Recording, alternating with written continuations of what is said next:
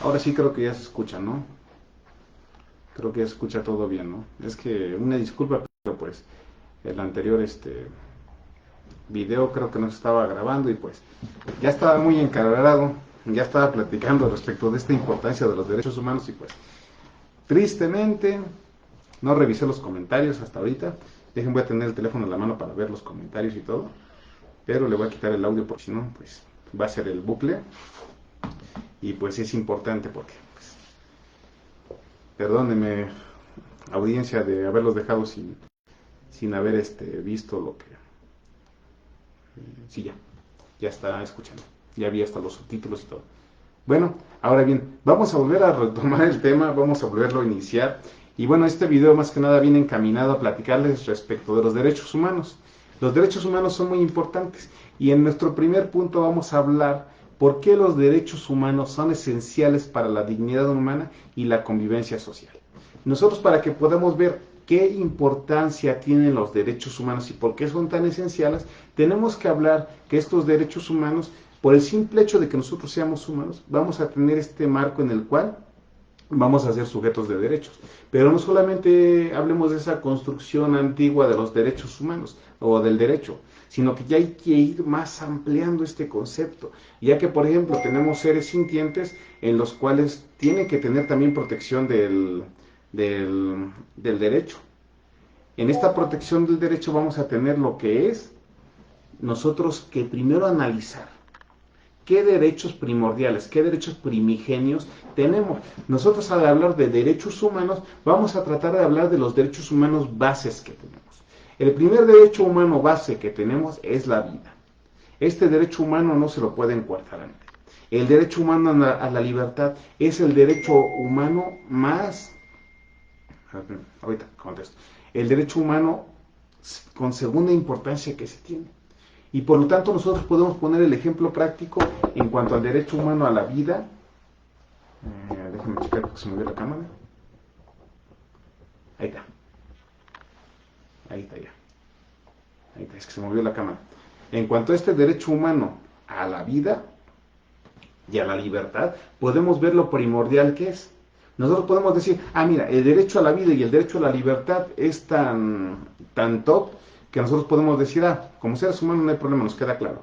Pero nosotros cómo podemos trasladar este derecho hacia otro marco de aplicación, hacia un ser sintiente, podemos ver cómo este derecho a la vida y la libertad lo podemos ver expresado en cualquier animalito. Podemos poner de ejemplo un pajarito que está allá abajo, allá afuera en el aire, volando ahí con ustedes. Pueden decir, tiene derecho a la vida. ¿Alguien se lo puede coartar? No, tiene ya su derecho a la vida por el simple hecho de existir. ¿Tiene derecho a la libertad? Sí, por el simple hecho de existir es libre, anda volando libremente y todo. Pero nosotros podemos preguntarnos, ¿qué otros derechos puede haber respecto de este marco de aplicación? Y podemos ver ya, si nosotros podemos platicar respecto del ser humano, la igualdad, la justicia. Tenemos derecho a la igualdad y a la justicia. Ok, eso no nos queda claro. Pero si nosotros planteamos lo que es la justicia y lo que es otro derecho a la dignidad respecto del marco de aplicación de los seres sintientes, por ejemplo, hablando más delimitadamente de los animales, podemos ver cómo en este marco la justicia y la dignidad juegan un papel muy importante, ya que nosotros tenemos que darle trato digno a estos seres sintientes.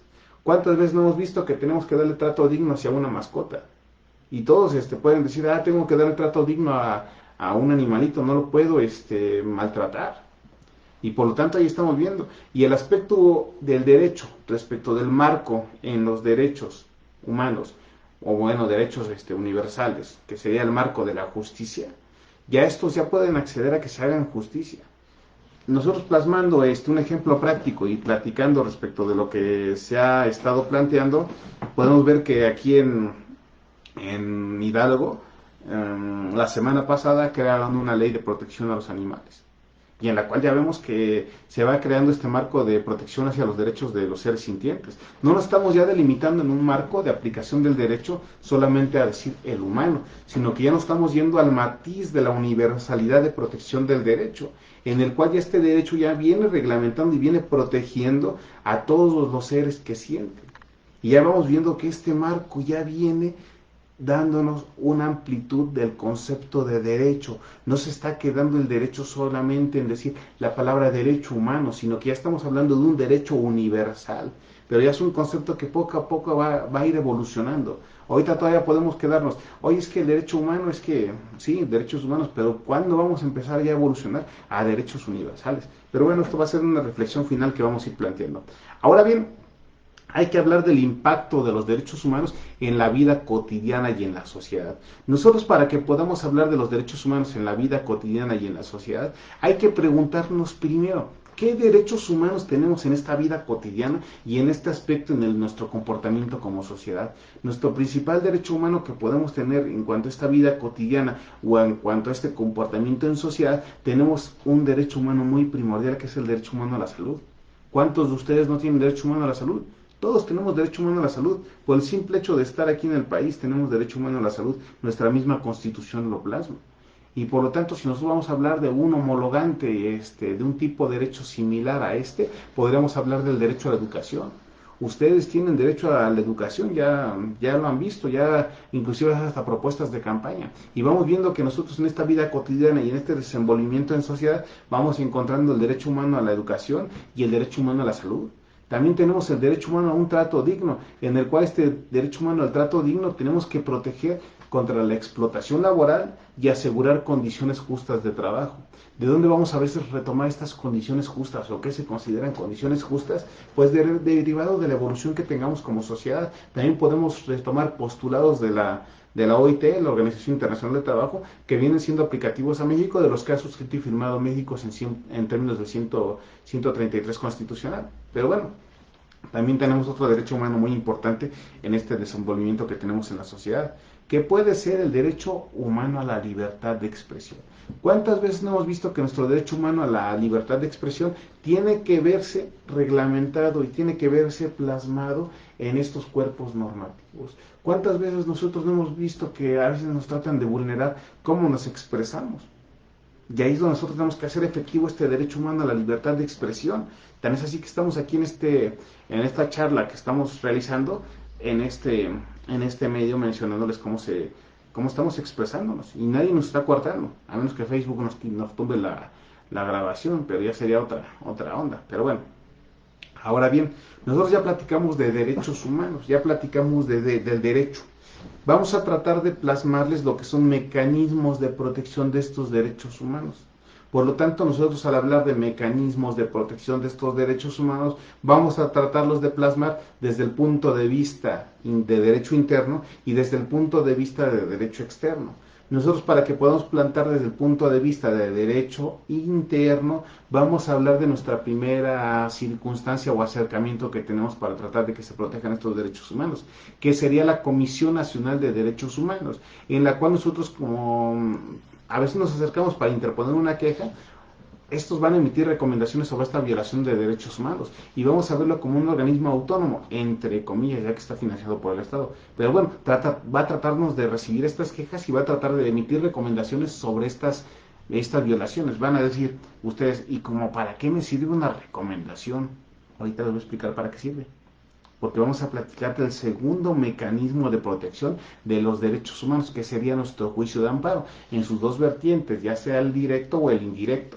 Y nosotros vamos a optar por cada uno de estos mismos para ver qué derechos humanos se van a proteger. Tan es así que nosotros podemos hablar en términos de nuestra ley de amparo, como entre los requisitos de nuestra demanda nos menciona capítulo de derechos humanos violados. Ya tenemos que decir qué derechos humanos violados. Si les cuesta trabajo como abogados o como personas saber qué derechos humanos están violentando, pues si ya se acercaron a la Comisión Nacional de Derechos Humanos para decir, oye, me están violentando un derecho humano, y yo no sé a veces qué derechos humanos están violentando, la Comisión Nacional de Derechos Humanos va a interpretar y va a ver las violaciones y va a emitir la recomendación con qué violaciones de derechos humanos se están violentando. Y posteriormente a eso ya vamos a tener el catálogo de qué violaciones de derechos humanos se están violentando y podemos acceder al mecanismo del juicio de amparo. Ya pueden ustedes decir, oye, ¿qué derechos humanos están violentando? Ah, pues la misma autoridad ya dijo qué derechos están violentando. Y la comisión me está respaldando qué derechos humanos están violentando. Ya ustedes tienen que hacer sus ejercicios de argumentación para tratar de llevar a cabo y llevar más allá lo que son estos derechos humanos y esta protección. También tenemos en nuestro derecho interno organismos estatales de derechos humanos, los cuales cada uno de los estados vela por estos derechos, por esta protección de estos derechos humanos, buscando que se traten de proteger y vamos a ir tratar de ir buscando cómo se van desarrollando. Pero bueno, hablando de mecanismos en el aspecto internacional, tenemos que hablar del primero que todos conocemos, la Corte Interamericana de Derechos Humanos. ¿Cuántas veces no hemos escuchado la Corte Interamericana de Derechos Humanos? Este tribunal va a proteger a los derechos consagrados en la Convención Interamericana de los Derechos Humanos y nos va a dar una protección sobre estos mismos. Tan es así que de esta Corte Interamericana se han retomado resoluciones que han tenido trascendencia en nuestro marco constitucional y en nuestro derecho. Si hablamos de la reforma constitucional del 2011 respecto de los derechos humanos, podríamos retomar lo que es la sentencia de Radilla Pacheco, cómo nos trae esta circunstancia para poder aplicar lo que son los derechos humanos en nuestro derecho interno. Y ya nos da un marco de aplicación, así como se aplicó este caso para tratar de solventar este aplicativo de derechos humanos, podemos ir buscando otros derechos humanos para que tengan este aplicativo y tratar de buscar que se puedan proteger. Ya no más cosa de buscar una resolución de la Corte Interamericana en la cual haya buscado esto.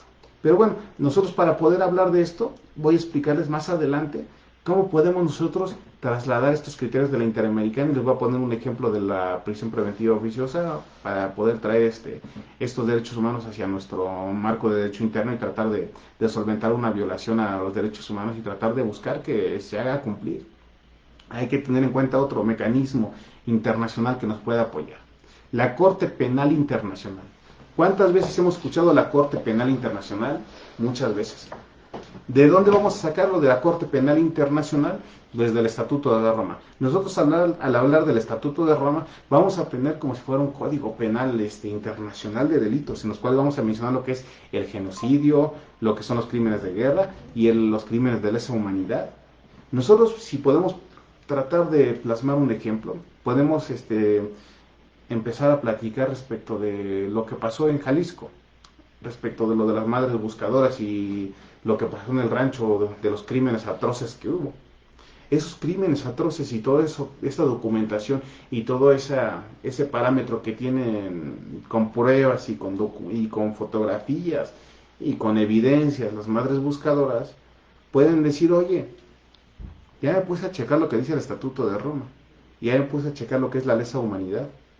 Oye, Comisión de Derechos Humanos, apóyame en elevarlo a la Corte Penal Internacional. La Comisión de Derechos Humanos, como les dije, está financiada por el mismo Estado. Va a decir, no, yo me abstengo. Oye, ¿por qué no me quieres apoyar? Entonces, ¿qué otra instancia pueden para poder llegar a la Corte Penal Internacional las madres buscadoras? Pues podrían decir, oye, ¿sabes qué? Voy a buscar otro país para que me pueda apoyar a interponer lo que es esta denuncia. Oye, yo no te voy a echar la mano. La otra forma y la última que pueden ocupar, y sería la más idónea, ir directamente al Consejo de Seguridad de la ONU para que el Consejo de Seguridad de la ONU pueda elevar su petición a la Corte Penal Internacional y ya pueda la Corte Penal Internacional juzgar directamente a quienes tienen responsabilidad. Responsabilidad en un Estado, presidente de la República, secretario de Seguridad, secretario de Gobernación. En el otro marco de jerarquía sería el gobernador, presidente municipal del Estado en cuestión, el secretario de Seguridad Pública estatal y municipal de ese Estado en cuestión. Y podemos ir plasmando esa vertiente del crimen de lesa humanidad. Y pueden ver cómo estos derechos humanos son violentados y la Corte Penal Internacional nos va a ayudar a que se puedan buscar esta justicia, este derecho humano a la justicia desde otro punto de vista. Ya si tu derecho interno no te está apoyando, pues hay marcos internacionales para buscar este aplicativo. También tenemos el Consejo de Derechos Humanos de la ONU, el cual va a supervisar y promover el cumplimiento de los derechos humanos a nivel global. Por eso les comentaba, no solamente el Consejo de Seguridad de la ONU nos puede ayudar a poder llegar a la Corte Penal Internacional, sino también el Consejo de Derechos Humanos de la ONU nos puede apoyar a solventar de que México esté realizando bien la aplicación de estos derechos humanos. Ahora bien, ya platicamos de estos mecanismos de protección de los derechos humanos. Nosotros hay que plasmar ahora el papel de los ciudadanos en la protección de los derechos humanos. Es importante que nosotros como ciudadanos, que no somos abogados a veces, tenemos que conocer nuestros derechos. El primer paso para que podamos conocer los derechos tiene que ser esto de saber qué derechos tengo y cómo existen y cómo funcionan, para que yo sepa qué se me va a proteger.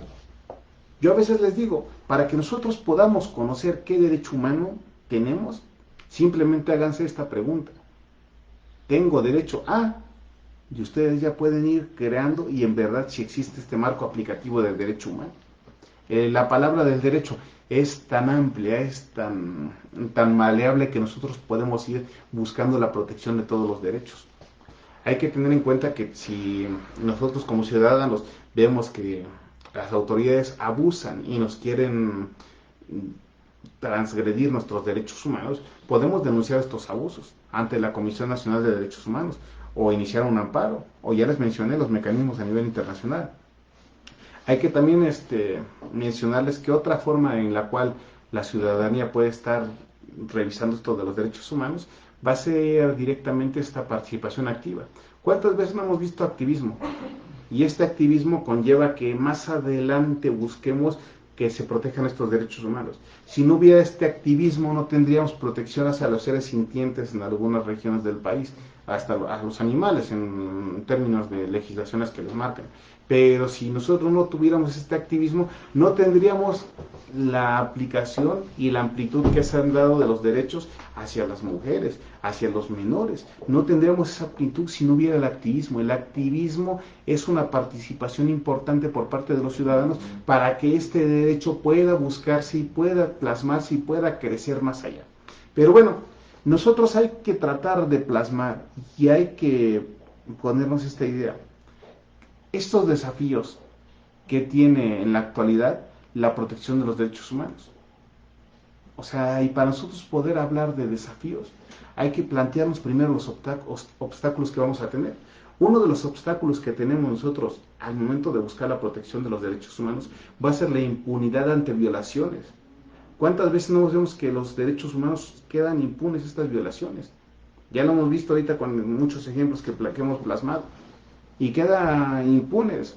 Otro de los principales obstáculos que nos lleva a ver cómo se vulnera estos derechos humanos es la corrupción y la ineficacia de las instituciones encargadas de protegerlos.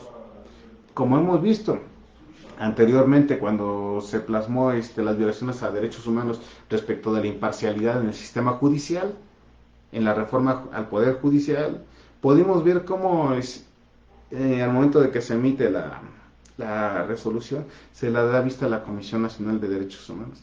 Y la Comisión Nacional de Derechos Humanos dice, me abstengo de mencionar algo. O sea, para mí, esa abstención quiere decir que pase la reforma. ¿Y dónde queda esta protección a los derechos humanos?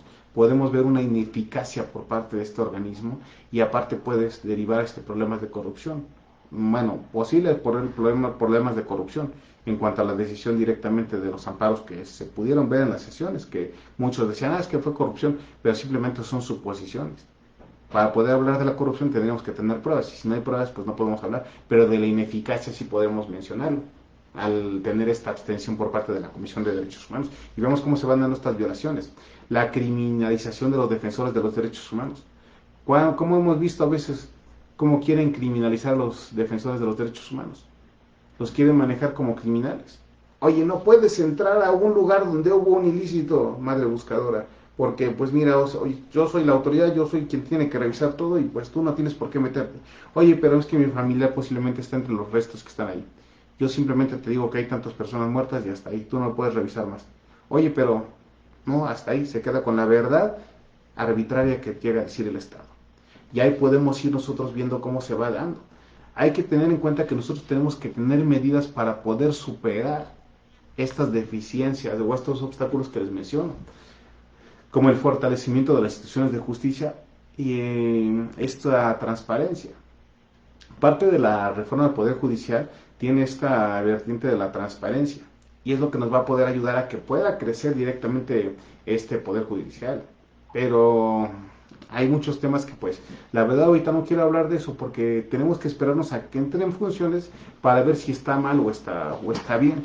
Pero en cuanto a la rendición de cuentas, es un organismo que se ha creado en esta reforma del Poder Judicial que pues va a tener un mayor rapidez en cuanto a los juicios.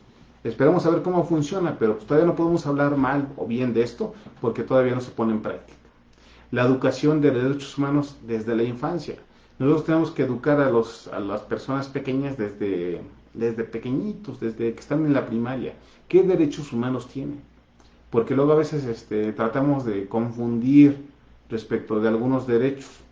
Hay que tener en cuenta que los derechos humanos primordiales, primigenios, la libertad, la vida, la igualdad, la dignidad, o sea, estos derechos primigenios que tenemos, ya los demás van a ser accesorios en los cuales puede aplicar a algunos y a unos sí, pero hay que tener en cuenta de que los derechos primigenios, los derechos top que tenemos, a esos tenemos que tratar de enseñarlos desde un inicio. Tienes derecho a la vida, tienes derecho a la libertad, a la igualdad, a la justicia, a la dignidad. Ten en cuenta que esos son tus derechos primordiales. Ya los demás van a ser accesorios, pero tú ten en cuenta que esos derechos primordiales vas a tenerlos. Ahora bien, si yo no quiero estudiar, no me va a aplicar el derecho a la educación, pero yo lo tengo presente. Tú puedes decir, voy a entrar, pero ya son derechos que van a venir derivados de los primigenios. Ahora bien, tenemos que tener también una protección efectiva hacia los periodistas, activistas y víctimas. ¿Cuántas veces no hemos visto que un periodista quiere elevar un caso en sus investigaciones y lo mandan callar? Ahorita ya no se maneja tanto, pero pues luego a veces los mandan callar. No vayamos lejos, Loret de Mola, ¿qué le pasó? Pero bueno, son casos que pues luego a veces llegan a vulnerarse, pues, pero pues no como antes de que los mandaban desaparecer, ahora los mandan callar de otra forma.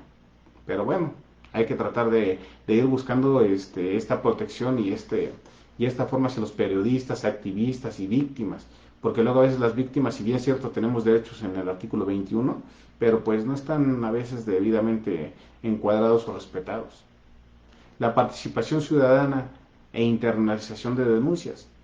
Hay que tener en cuenta este marco de internalización es llevarlo al marco internacional de estas denuncias para que podamos tener hacia dónde podemos tener nuestro último alcance, nuestra última ratio, para que nosotros podamos ir delimitando hacia dónde podemos llevar nuestro actuar.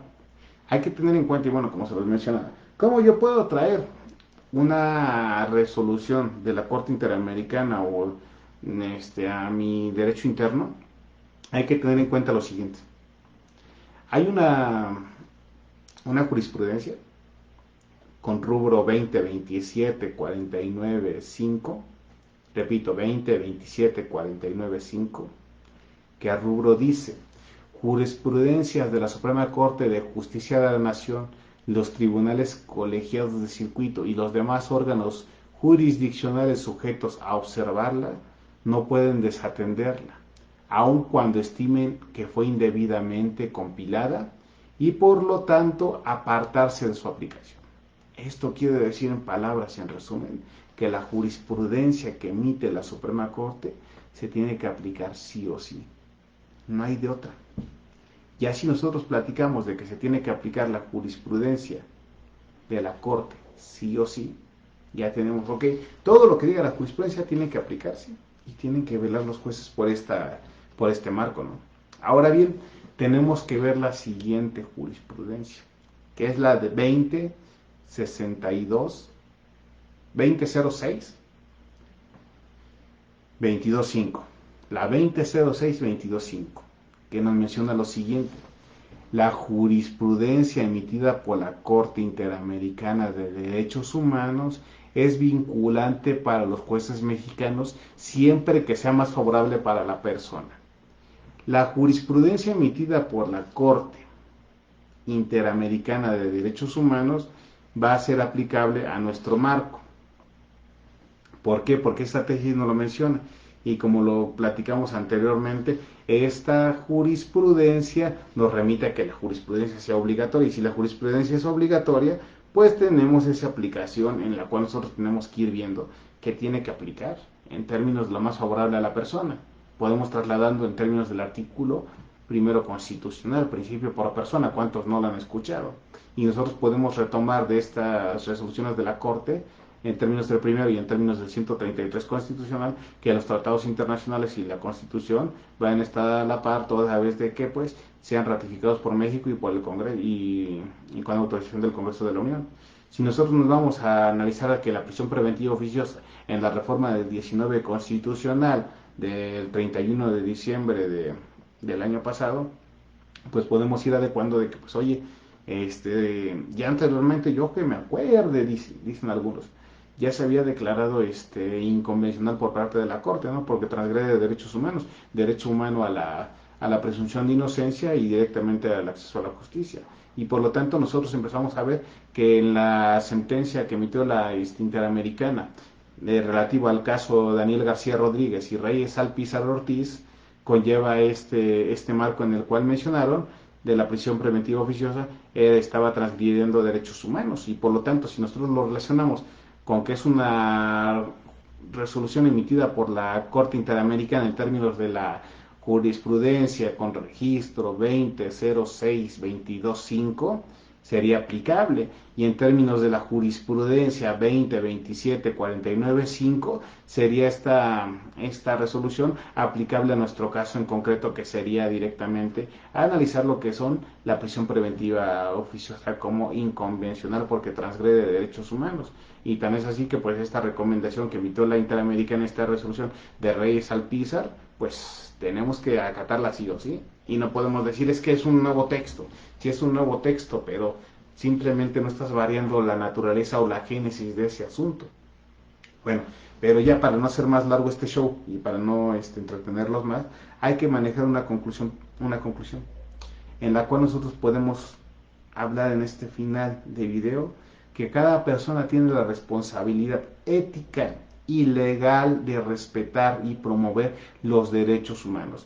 En el marco de la ética y de la legalidad, tenemos que promover y respetar estos derechos humanos para buscar la transformación social inicial cuando los ciudadanos se informan, participan y actúan. Es lo que les va a dar la pauta que puedan conocer qué derechos humanos y podamos tener esta aplicación. Hay que tener en cuenta que los derechos humanos en la actualidad ya no está viable decir derechos humanos.